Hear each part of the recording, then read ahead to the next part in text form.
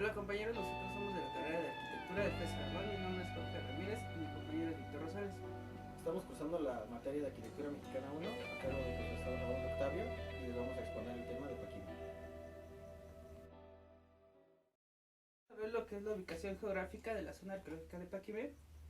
Aquí tenemos un mapa de lo que es México y una parte de Estados Unidos. Esto es para ver la región en donde se ubica la zona de Paquimé, que se encuentra en Oasis América, que tenemos acá arriba. En esta parte es una vista satelital de lo que es México y Estados Unidos, y en este círculo azul es donde se encuentra la zona arqueológica de Paquimé. Esta vista satelital nos muestra lo que es la zona actual, como se tiene. En este círculo azul tenemos la zona arqueológica de Paquimé y acá arriba tenemos en la ciudad que es Casas Grandes, Chihuahua. Aquí tenemos una vista satelital igual de la zona arqueológica nada más, en donde podemos apreciar en la parte de acá arriba lo que es el Museo de Sitios de Paquimé. Y este sería lo que es la fachada del Museo de Sitios de Paquimé en la actualidad. Ahora vamos a ver lo que es la topografía del lugar, en lo que es la zona arqueológica de Paquimé, o prácticamente en toda el área donde se desenvuelve nuestra cultura, que realmente en gran parte de su territorio, bueno, de ese tiempo, son territorios planos, extensos, en donde solo hay llanuras y algunos montes, pero no de elevación tan alta. En lo que se trata de hidrología, vamos a encontrar que tienen al este lo que es el río Casas Grandes, que va a pasar en toda esta región. Y bueno, en esta zona tenemos lo que es la zona arqueológica de Paquimé, y acá arriba el actual pueblo de Casas Grandes. En lo que es flora y fauna, vamos a encontrar que predominan matorrales desérticos y se encuentran distribuidos desde las llanuras hasta desiertos. También le van a seguir bosques de coníferas, pero ya en otras regiones. Además de los pastizales y las mesetas centrales, también existen áreas naturales protegidas que también se van a encontrar dentro de la zona y que van a conservar flora y fauna. En la fauna vamos a encontrar lo que es el lobo mexicano, la cárpita de Chihuahua, la rana, el lagarto alicante, el perrito de las praderas y la nutria de río. En los matorrales, la zora del desierto, la víbora de cascabel, la tortuga del desierto y la rata canguro. En los bosques de coníferas y encinos vamos a encontrar la rata y la ardilla de tierra y la voladora. También el murciélago, la musaraña desértica y de montaña, y el tecolote. En los pastizales vamos a encontrar el zorrillo, el borrego cimarrón y el puma, animales en peligro de extinción, que son los últimos que acabamos de decir. También vamos a encontrar el ratón de campo, el oso negro, la musaraña de Arizona, la cotorra serrana occidental y el bisonte americano y coyote. En la ubicación en el tiempo vamos a encontrar diferentes periodos de la cultura de Paquimé. En el primer periodo vamos a encontrar el bisonte precerámico, que se ignora realmente el inicio y que concluye en los siglos I y II. En el segundo periodo vamos a encontrar la cerámica sin decoración, y este concluye alrededor del siglo VIII. En el tercer periodo vamos a encontrar que se llama periodo viejo y que concluye alrededor del siglo XI. Este periodo se va a dividir en lo que es la fase convento, la fase pilón y fase perros bravos. En el periodo cuarto vamos a encontrarlo como periodo medio, término en el siglo XIV. El periodo se subdivide también en fase buena, en fase paquime y en fase diablo.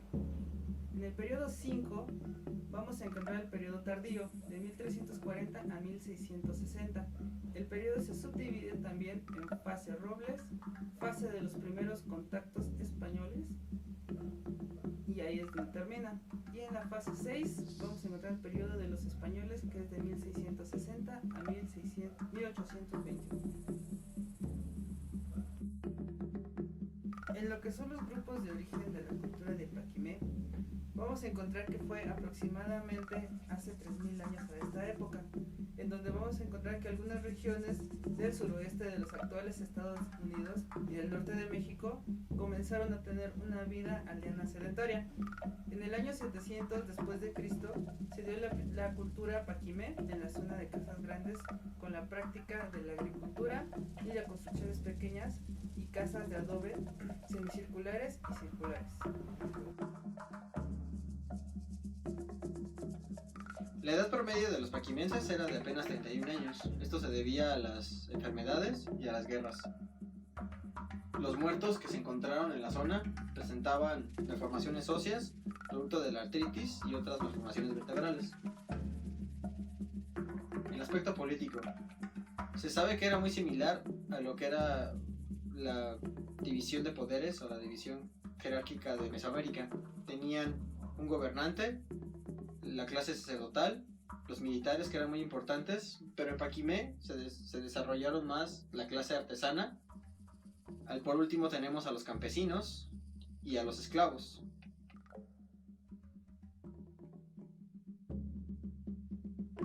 En el aspecto económico, Paquimé fue un punto central en el comercio entre lo que fue el norte de México y las culturas mesoamericanas. Tenía comercio de distintos productos, como era la turquesa, que venía de las minas del norte. Comerciaba con conchas, que venía del Océano Pacífico. Tenían comercio de guacamayas, que era muy importante. Esas venían de la región de Veracruz y de Chiapas. También ellos lo que exportaban era la cerámica, que es bastante representativa de la zona. Tenemos que Paquimé se fue fundado por elementos que tenían que ver con Quetzalcóatl y con Écatl, que eran dioses de la guerra. El simbolismo que Paquimé encierra tiene que ver con la reproducción de la vida, la fertilidad y el fallecimiento y la muerte. Y las ceremonias llevadas a cabo en esta zona tenían más que ver más que nada con los periodos de siembra y recolección de su agricultura.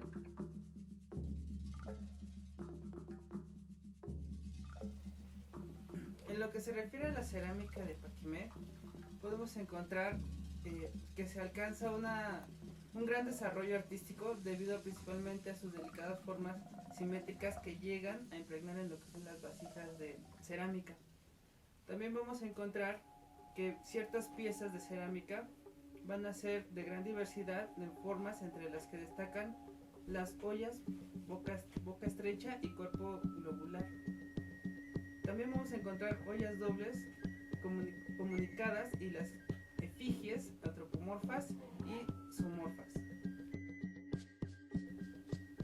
En lo que se refiere a las artes menores, tenemos diferentes aspectos, ya que la cultura en algún periodo desarrolla culturalmente varios aspectos que nos dan cuenta del gran avance tecnológico y artístico que tenían en la época. Dentro de ellas, cuando encontramos esta pieza, que se encontró en una ofrenda en un juego de pelota, y eso es sobre una tortuga que fue encontrada en este lugar, y bueno, podemos ver lo que es la decoración, la elaboración, la técnica que se impregna en esta pieza. También vamos a encontrar diferentes piezas que ya vienen de otros lugares. En este caso, estas conchas que son marinas fueron encontradas ya que se cree que eran comercializadas en diferentes partes de la región. En lo que es escultura, vamos a ver pocas piezas realmente, pero bueno, encontramos esta que se encontró en una tumba del jefe, y bueno, esta bella pieza es sobre una mujer y se encontró en una de las esquinas que decoraba el recinto, que era más que nada un edificio de sacrificios. Y vamos a encontrar también esta silla, esta escultura, que bueno, es de un gran penacho o tocado que se encontraba en la época.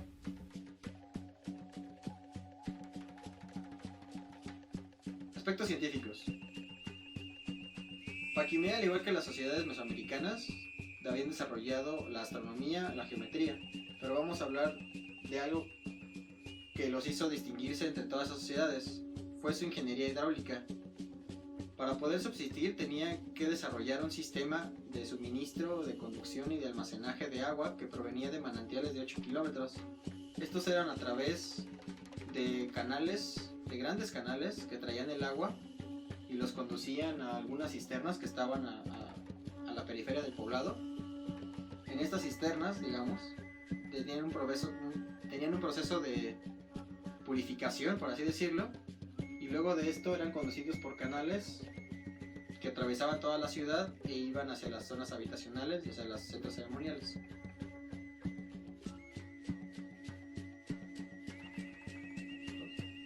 Arquitectura. La sociedad de Paquimé construyeron las paredes de sus casas empleando madera para poder modelar sus muros. Los techos eran de vigas y tierra apisonada. Constituyen más de mil cuartos para dar forma a lo que sería casas grandes, que llegó a tener hasta 4 pisos de altura. Los conjuntos habitacionales contaban con espacios interiores comunicados por sistemas de escaleras para estar conectados unos cuartos con otros. La construcción más representativa son las grandes casas, que en algunos casos, según los cronistas, alcanzaban los 7 pisos de altura. Además de dichas edificaciones, encontramos un elemento arquitectónico característico de esta zona y único, que serían las puertas en forma de T. Estas eran para defensa de sus habitaciones. Tenemos un plano de lo que sería la región de Paquimé. 1. Juego de pelota. Su planta muestra rasgos heredados de la arquitectura de Mesoamérica. 2. Montículo de la Cruz. Estructura con 4 montículos que señalan los puntos cardinales, orientados, como en otras ciudades prehispánicas, en relación con el norte magnético. 3. Montículo de las ofrendas. Posee un patio hundido que sirve de antesala a 2 criptas. En una se encontró el entierro de un hombre de 50 años, tal vez un personaje importante, por las ofrendas que lo acompañaban. Este montículo ocupa un sitio importante en la plaza principal. 4. Unidad 6. Sencilla construcción perteneciente al periodo medio, en la que se encontraron metates, morteros, cerámica, así como entierros. 5. Casa de la Noria o del Pozo Enorme. Unidad de almacenaje y talleres. Se encontraron 3 millones de conchas de mar y materiales preciosos. Lo que da su nombre a esta unidad es un pozo con 12 metros de profundidad. 6. Casa de los cráneos o las calaveras. Debe su nombre a los cráneos perforados cuyo hallazgo se realizó en un cuarto cruciforme. 7. Casa de los Muertos. Estructura de un solo piso en la que se encontraron 90 entierros acompañados de tambores de cerámica y ofrendas.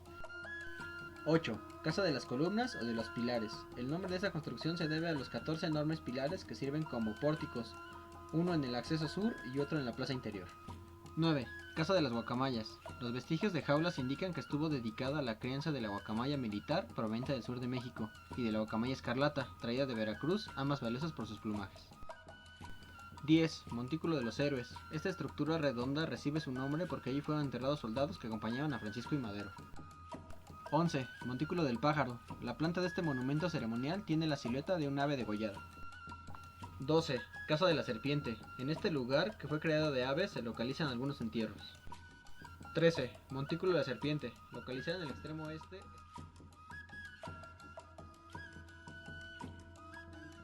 Urbanismo. La ciudad de Paquimé fue planificada para satisfacer las necesidades, era de índole secular y de índole religioso. Su emplazamiento resulta sumamente estratégico, sobre todo por el control de un corredor natural hacia la costa del Pacífico y sobre las rutas de comercio e intercambio entre el norte y Mesoamérica. Aquí tenemos otra planta de lo que sería todo el emplazamiento de la ciudad de Paquimé. Los conjuntos habitacionales se distribuyen en una especie de U invertida.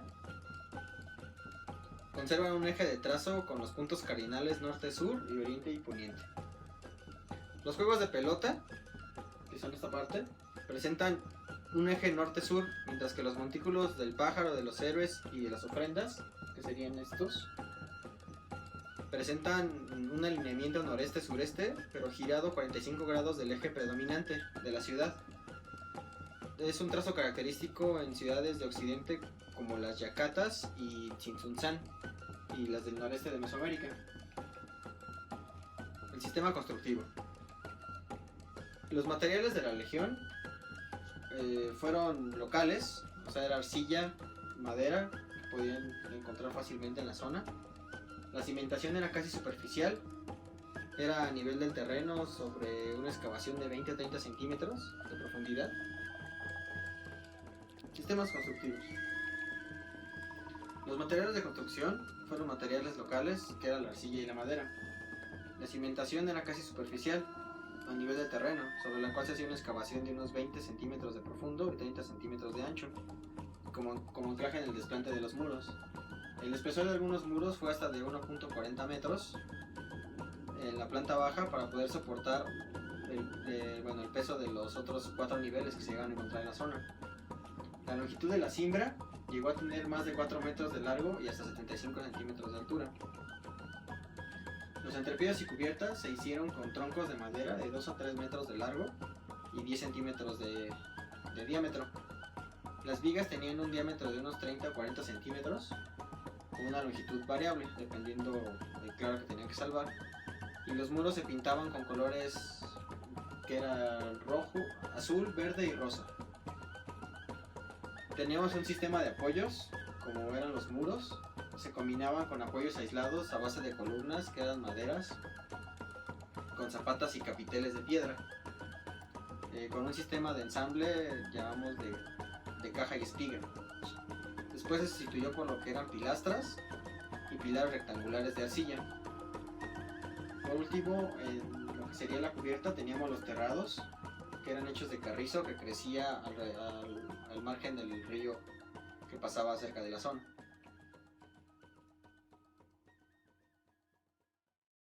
Bueno, compañeros, hasta aquí nuestra presentación. Eso fue todo y nos vemos el próximo semestre. Gracias.